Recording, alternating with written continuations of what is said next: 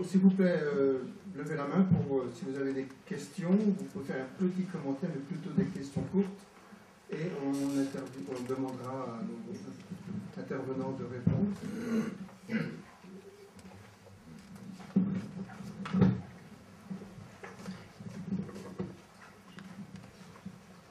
Merci pour les organisateurs de ce programme. Moi, je m'appelle Nassir Ahmed et je suis missionnaire de l'association musulmane Ahmadiyya. Et c'est une branche de la communauté musulmane Ahmadiyya globale. Nous aussi luttons pour la paix. Chaque année, nous organisons aussi des conférences interreligieuses pour la paix. Ce qui s'est passé, c'est-à-dire à Paris, et moi-même aussi, j'ai éprouvé et j'ai vécu. Et cet événement m'a rappelé quelque chose, comme lorsqu'on voit, c'est-à-dire un événement pénible, et cet événement rappelle les douleurs anciennes qui réveillent ou éveillent aussi. Et plus en plus nous sentons la douleur personnelle, on peut sentir aussi pour les autres. Plus en plus nous connaissons quelqu'un, plus en plus la douleur et la peine est sentie et éprouvée. Les terroristes, ils n'ont pas de religion, comme c'est bien dit. Mais nous devons, je pense, de ne pas lier ou mentionner avec une religion quelconque. Sinon, il y a beaucoup de gens qui aiment la religion. Quand la religion est présentée de façon maladroite, basée sur les actes pareils, barbaries, il y a beaucoup de gens qui vont sentir peut-être que les gens sont en train d'attaquer notre religion. Ces terroristes, on peut dire que peut-être qu'il n'y avait pas de musulmans qui étaient là-bas, où ils ont été massacrés. Mais j'ai vécu un événement, c'était 5 ans auparavant, en 2010, dans 2 mosquées de notre communauté, à Lahore, au Pakistan. Les terroristes, qui sont de Taliban ou de Al-Qaïda, ils ont massacré environ 90 personnes lorsqu'ils étaient en train de faire la prière de Juma, le vendredi. Donc ils n'ont pas de religion. Donc il ne faut jamais, c'est-à-dire mentionner leur appartenance religieuse quelconque. Il faut dire qu'ils sont terroristes, ils sont barbares et fanatiques. Une semaine après cet événement de Paris, le jour de vendredi, dans une ville de Pakistan, à Jhelum, usine d'un Ahmadi de notre communauté a été incendiée. Pourquoi? Parce que son propriétaire était Ahmadi. Quelqu'un était en train de brûler les anciens journaux. Et un fanatique a commencé à dire qu'il doit brûler le Coran. Et maintenant, tous les gens, centaines de personnes sont venues pour brûler, incendier. Ils voulaient brûler même les habitants, les ouvriers qui étaient là-bas, environ 20 familles. Donc, ils n'ont pas de religion. Ainsi, nous pouvons unir le monde entier contre cette tendance violente et terroriste. Merci beaucoup. Merci beaucoup.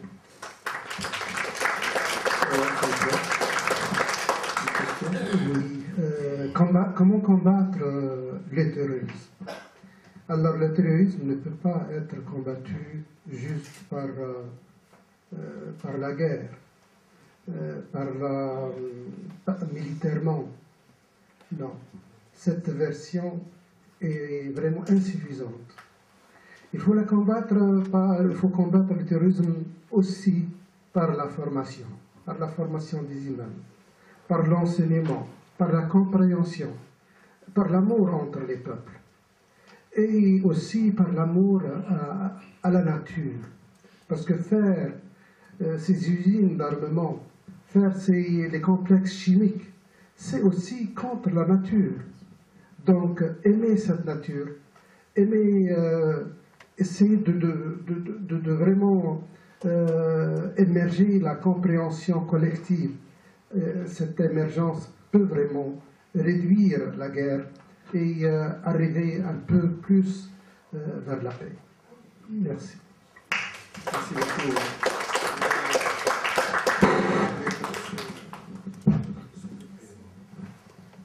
Ça, je pense qu'on est nombreux à en avoir conscience. Mais en France, en tout cas, je ne sais pas ailleurs, il y a un drame, c'est que l'éducation est complètement verrouillée. Ça empire, je le sens, puis je suis dedans, je peux vous le dire. On vous sape les programmes de l'intérieur, on vous oblige à faire des programmes stupides qui n'apprennent rien, on vous réduit votre volume horaire, et en plus, il est question, je crois maintenant dans le gouvernement, de supprimer les humanités. C'est mal barré, on en a plus besoin que jamais.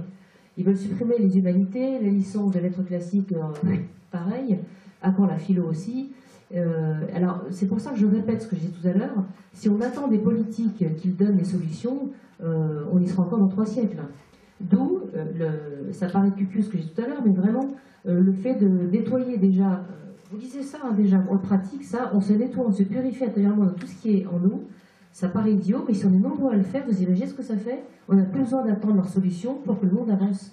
Et les gens n'auront plus besoin d'avoir un enseignement pour aimer la nature. Ils vont y venir, ça va ressortir d'eux-mêmes. Vous voyez ce que je veux dire? Je ne vois pas d'autre solution. La politique, ils ne vous écoutent pas de toute façon.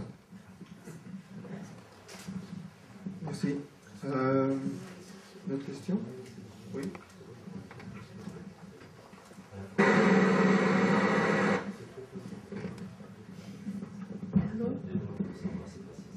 I need someone to translate for me, please.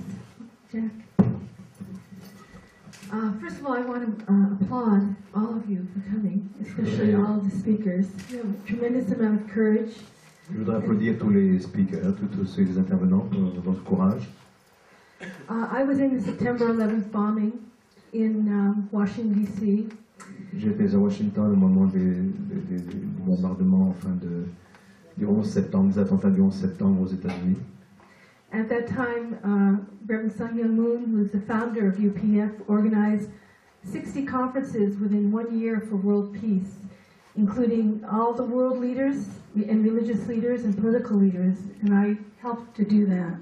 À l'époque, le fondateur de la Fédération pour la paix, Reverend Sun Myung Moon, a organisé plus de 60 conférences en un an, pour justement rassembler des personnalités, des leaders, pour essayer de contrer cette situation. His biggest fear was the war of Iraq, and he tried everything to stop it, but he could not. Sa crainte la plus terrible, la plus grande, était qu'une guerre viendrait en Irak. Il avait essayé d'empêcher cela, il n'avait pas pu. But through the many events that we had, the 60 events, we were able to prevent another bombing at that time because we brought Muslims, Jews, Christians, and all the religious leaders together with the political leaders. And through their interaction, we could help heal this incredible resentment through all the religions. On a pu à ce moment-là rassembler beaucoup de gens, des leaders du monde musulman, des leaders politiques, ensemble, du monde entier. Et à travers ça, on a pu justement empêcher une escalade de la violence.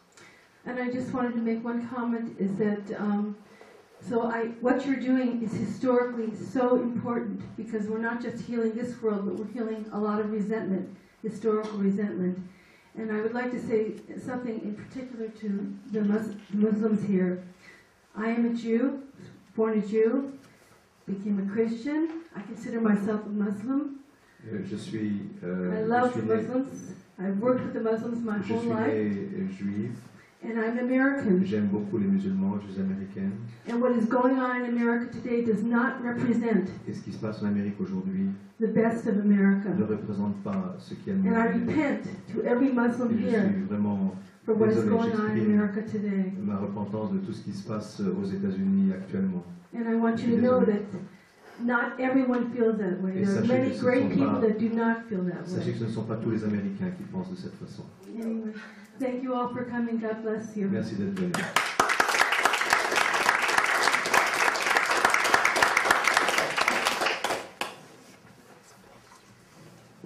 Good afternoon, ladies and gentlemen. I want you to interpret. I want to speak in English. Good afternoon, ladies and gentlemen. Bonsoir, bonjour à tous. I am Engineer Frank Mbechi. I'm a Nigerian. Je suis du Nigeria, on est franc. And we're having the problem equally of Boko Haram. I'm sorry? We're having a problem also Boko Haram is in Nigeria. Nous avons aussi le problème de Boko Haram au Nigeria. And my question goes to Sheikh I want to ask a question. Ma question va à vous, cher Abdelkader. Yes, because I do believe, and rightly true, that in Quran 256. Je crois donc dans le Coran, quelle sera 256. 256. He said there's no compulsion in religion. Il n'y a pas de contrainte dans la religion. And we do believe that Christians and Muslims or any other religion that we are the same because we serve one God. Et nous savons que les chrétiens et les musulmans eux-mêmes ont chacun une croyance dans le même Dieu. Then my question is, how do we now stop radicalization in Islam? Donc comment maintenant, c'est ma question, arrêter la radicalisation qui a lieu dans l'islam? Thank you. Question pour vous. La question et la réponse est très compliquée. C'est les problèmes internationaux maintenant. Les valeurs de l'islam, il n'y a pas de contrainte dans l'islam. C'est pour cela on a vu pendant plusieurs siècles les chrétiens, les musulmans, les juifs, ils vivent ensemble, les églises, les synagogues, partout dans le monde islamique. On n'a jamais détruit une synagogue, on n'a jamais détruit une église. Même à l'époque de Omar ibn Abdel Aziz, c'est un calife qui a dominé vers 800 et quelques après Jésus. Et les musulmans, ils ont pris une partie d'une église, ils l'ont mis à la mosquée. Et les chrétiens, ils sont partis chez lui pour lui demander de rendre leurs droits. Et alors, le calife, il a accepté leur plainte, il a demandé au gouverneur de détruire la partie de la mosquée qui était prise de l'église et de reconstruire leur église. Ce qui se passe maintenant, ce sont des gens, on ne comprend pas ce qui se passe dans leur tête. Les textes qu'ils utilisent, c'est des textes dans des contextes différents totalement. Les textes, oui, il existe, oui. Il existe, mais ils étaient pour un temps, ce n'est pas pour ce temps-là. Il y a quelque chose qu'on appelle des versets qu'on le récite, mais on ne l'applique pas. Bon, peut-être il y a des textes dans l'Ancien Testament, si on ne veut pas l'enlever. Il existe. Mais ça ne représente pas de... Hein? Faut les enlever aussi. Voilà. Alors c'est un problème de gens qui ont des problèmes psychologiques, qui sont malades et qui profitent de la religion pour exprimer leur violence. Ils sont sacrés. J'ai encore quelqu'un qui... Question importante. Mais toutes les questions sont importantes. Ah oui. Oui, merci bien. On n'a pas qu'il y ait deux Bonne côtés question. là. Moi, je ne suis pas spécialiste de l'islam, mais je peux intervenir dans ce sens-là. C'est le problème de radicalisation, il ne vient pas dans l'islam. Puisque celles que vous avez, ce sont des réactions dans le monde islamique concernant les politiques étrangères qui sont imposées sur le monde islamique. Qui a créé Al-Qaïda? Les États-Unis, l'Arabie Saoudite, les Émirats et les services secrets pakistanais. Pourquoi ils ont créé Al-Qaïda? Il y avait des terroristes aux États-Unis. Ils ont empêché pour créer ce problème. Pourquoi ils ont attaqué l'Irak? Pour instaurer la démocratie en Irak. Et quel est le résultat? La naissance de Daesh. Dans ce cas-là, à mon avis, ce n'est pas l'islam qui a des problèmes. C'est les politiques internationales qui a des problèmes. Vous avez de malaise au sein des Nations Unies. Les Nations Unies, ils ne pouvaient pas réagir dans l'intérêt des peuples. Ils réagissent dans l'intérêt des gouvernements. dans ce cas-là, vous avez actuellement des problèmes au sein du christianisme? Non. Pourquoi? Parce que le monde civilisé a réagi proprement dans l'intérêt du christianisme. Les Iraniens, qu'est-ce qu'ils ont fait? Les Iraniens, ils ont iranisé l'islam. C'est ce que vous voyez actuellement, les chiites, c'est l'islam iranien qui se trouve partout. Et aujourd'hui, l'Europe, à mon avis, il faut européaniser l'islam. Avec sagesse. C'est pas avec des bombardements militaires pour empêcher les terroristes. Les terroristes qui étaient fondés par eux-mêmes. Qui finance les terroristes? Hier, on a eu 120 personnes qui sont réunies à Riyad pour quitter ou bien autoriser le Bachar al-Assad qui va quitter le pouvoir ou bien qui gérer le pouvoir. Ce sont des gouvernements. Et ces gouvernements, ils sont gérés par les pays occidentaux. Voilà. Si vous avez d'autres questions, je suis à votre disposition. Il est d'Iran, donc il peut en parler. Je voudrais dire quelque chose à ce sujet. C'est vrai que la politique utilise la religion, parfois la religion utilise la politique, mais je pense que de toute façon, on ne peut pas dire non plus que ce n'est pas l'islam, puisque c'est fait au nom de l'islam. Donc de toute façon, l'islam a une certaine responsabilité de résoudre ces problèmes. Vous vous souvenez, ceux qui sont venus ici au mois d'avril, je crois, il y avait M. Raled Bencher, qui est un musulman bien connu, un intellectuel musulman en France, qui a dit justement, de son point de vue, il faut que les musulmans, que l'islam prenne la responsabilité pour essayer de résoudre ce problème, même si, effectivement, il y a beaucoup de causes qui sont extérieures, beaucoup de causes autres. Moi, je pense, du point de vue de ce que j'ai très brièvement esquissé aujourd'hui, c'est que il y a ce lien entre le religieux et le temporel, entre le religieux et le politique, qui est comme l'esprit et le corps, en quelque sorte. C'est-à-dire que les religieux ont un rôle à jouer pour influencer le politique.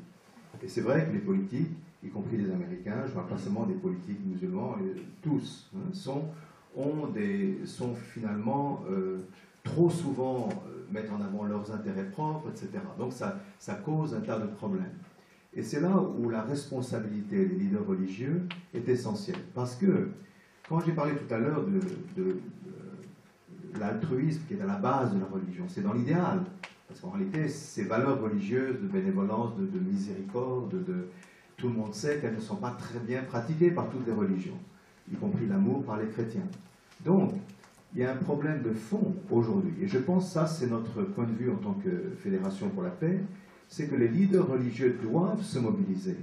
Parce qu'ils sont de toute façon, qu'on le veuille ou non, ils sont l'esprit ou la conscience de la société.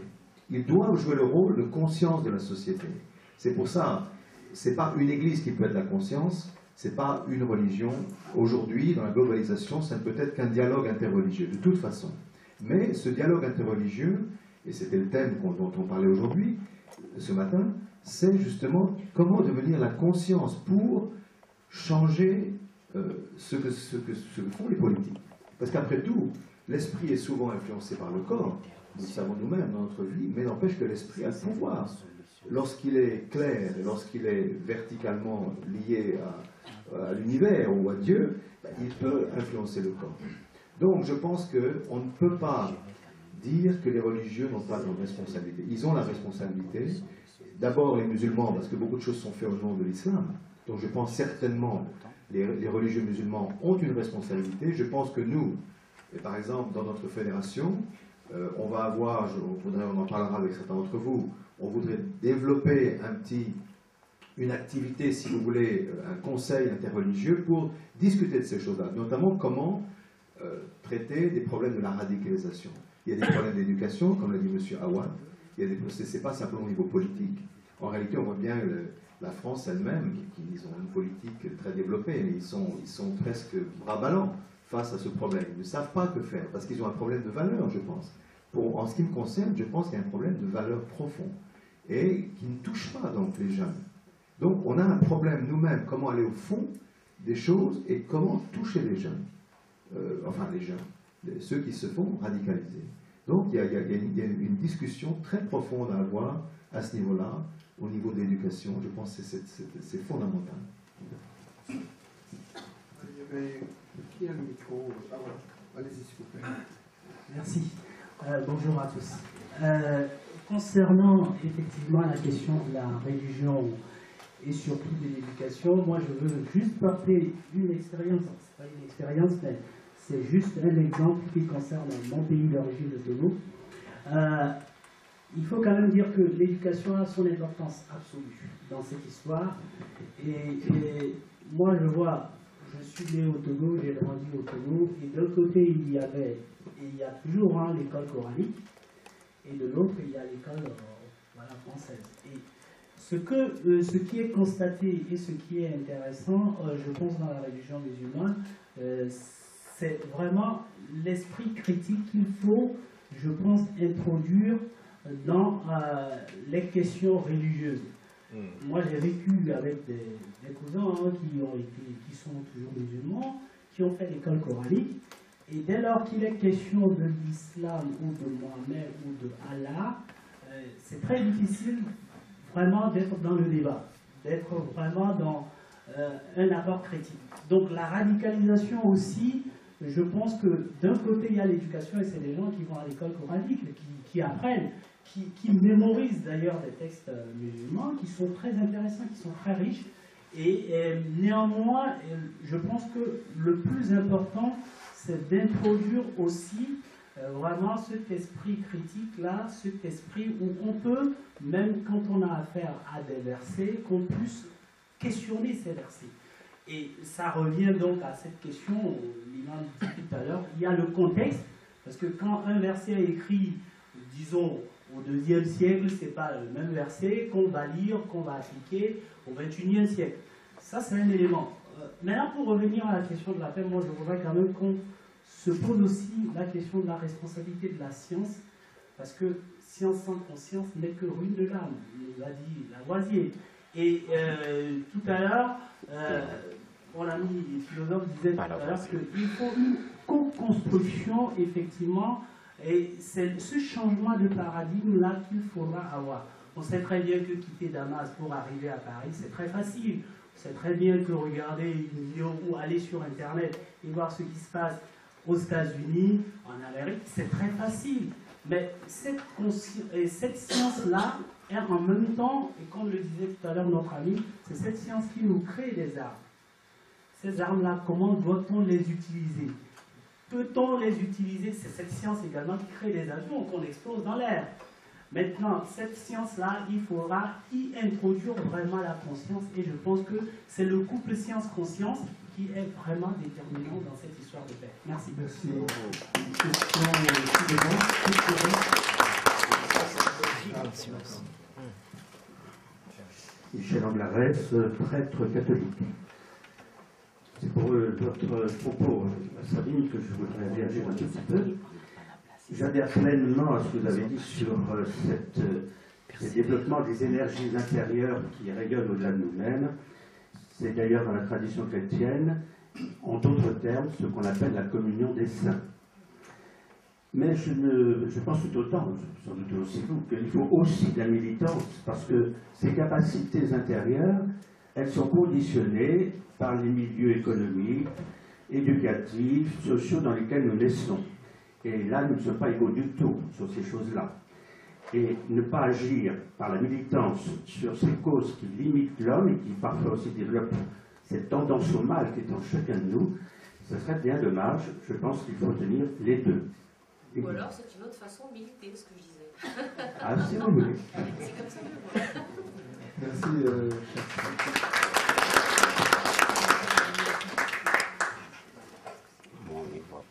On a parlé d'éducation, et je pense que l'éducation, la chose qui est la plus importante, que nous sommes tous d'accord, je pense, ce sont les jeunes.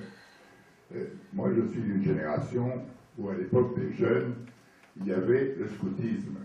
Le scoutisme emballait tous les jeunes. Les jeunes cherchent à se dépasser. Et dans le scoutisme, il y avait toutes les valeurs humaines de recherche d'amour, de travailler d'autrui, vivre pour autrui, et être présent toujours. Et aussi, monsieur nous a parlé de l'environnement.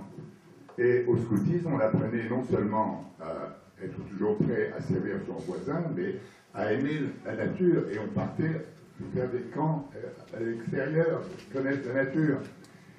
Aujourd'hui, en dehors des religions et des combats contre les extrémistes complètement fous, nos terroristes, il y a de grandes réunions à Paris pour sauver la planète. Voilà enfin quelque chose en dehors des religions qui peut unifier le monde entier, car on aura beau dire ce qu'on veut, si on ne bouge pas, la planète, on n'existera plus, elle va sauter, elle va disparaître. Et donc c'est un projet pour toute la jeunesse du monde entier, qui à l'époque, avant les guerres de 14 et de 39-40, il y avait des réunions de tous les scouts du monde, à Paris ou aux États-Unis, ou en Australie. Et là, c'est un objectif pour les jeunes aujourd'hui d'éducation, sauver la planète, et ça les rendre la fraternité, tout le monde va être uni pour sauver la planète, quelles que soient les religions. Et ils verront Dieu à ce moment-là facilement, parce qu'ils vivront dans la nature, ils sauveront la planète, c'est la création qu'ils vont sauver. Et donc moi je pense que voilà là un objectif à donner à tous les jeunes du monde, par notre organisation, par votre organisation, lancer tous les jeunes du monde, ça sauver la planète, en dehors de toute vision morale ou autre, c'est sauver la planète, et à ce moment-là, ils seront en réaction directe avec la création. Merci, monsieur. Je rappelle que cet après-midi, il y aura une session spéciale avec les jeunes de Thomas. Je ne fais pas partie des jeunes. Deuxième après, mais après on arrête. Concernant les religions et également l'éducation, le 1er mars 2006, le cercle de réflexion des nations, dont on avait proclamé le devoir de l'homme, en face de 34 représentants des pays, des ambassadeurs, etc. Et il y a un seul article qu'on a fait, c'est la terre est le premier patrimoine de l'homme. La conserver, la protéger est le devoir de l'homme.